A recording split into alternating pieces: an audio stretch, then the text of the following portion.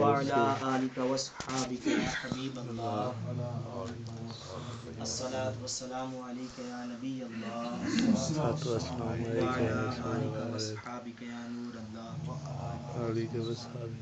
فرمان مصطفیٰ صلی اللہ تعالی علیہ وسلم، جس کے پاس میرا ذکر ہو اور وہ مجھ پر درود پاک نہ پڑھے تو لوگوں میں وہ کنجوس ترین شخص ہے۔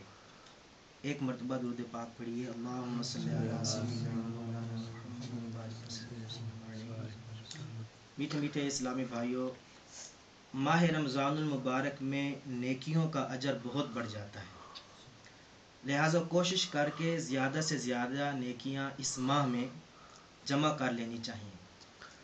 حضرت سیدنا ابراہیم نخعی رحمۃ اللہ تعالی علیہ فرماتے ہیں، ماہ رمضان میں ایک دن کا روزہ رکھنا 1000 دن کے روزوں سے افضل ہے، اور ماہ رمضان میں ایک مرتبہ تسبیح کرنا یعنی سبحان اللہ کہنا اس ماہ کے علاوہ 1000 مرتبہ تسبیح کرنے یعنی سبحان اللہ کہنے سے افضل ہے، اور ماہ رمضان میں ایک رکعت پڑھنا غیر رمضان کی 1000 رکعتوں سے افضل ہے۔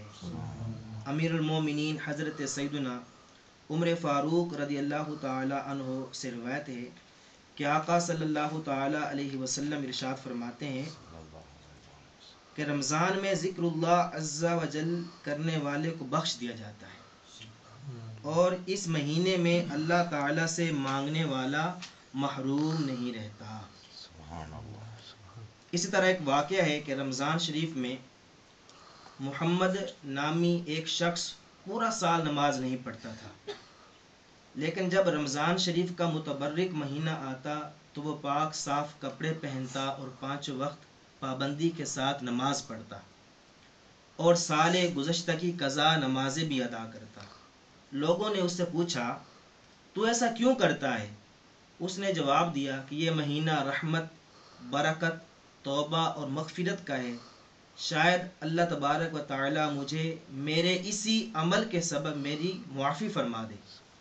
جب اس کا انتقال ہو گیا تو کسی نے اسے خواب میں دیکھا، پوچھا ما فعل اللہ بکا، کہ اللہ تعالیٰ نے تیرے ساتھ کیا معاملہ کیا ہے؟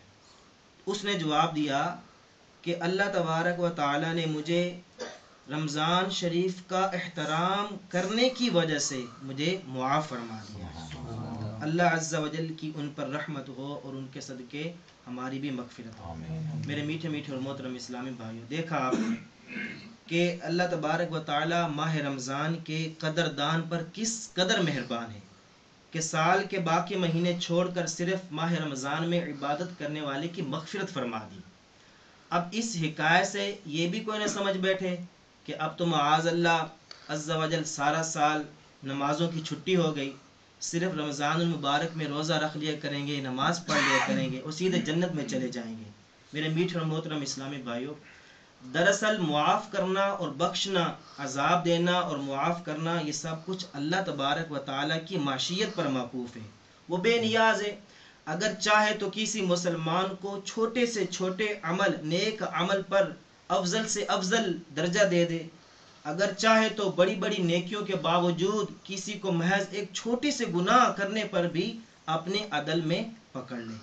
اللہ عز و جل قرآن مجید کے اندر ارشاد فرماتا ہے فَيَغْفِرُ لِمَن يَشَاءُ وَيُعَذِّبُ مَن يَشَاءُ، تو اللہ تعالیٰ جسے چاہے گا اپنے فضل سے کسی کو بخش دے گا اور جسے چاہے گا اپنے عدل سے اس کو عذاب دے گا۔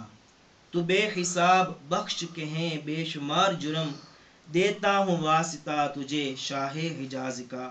اللہ تعالیٰ سے دعا ہے کہ ہمیں بھی رمضان شریف کا ادب کرنے کی توفیق عطا فرمائے۔ آمین بجاہ نبی الامین صلی اللہ تعالی علیہ وسلم۔ بسم اللہ الرحمن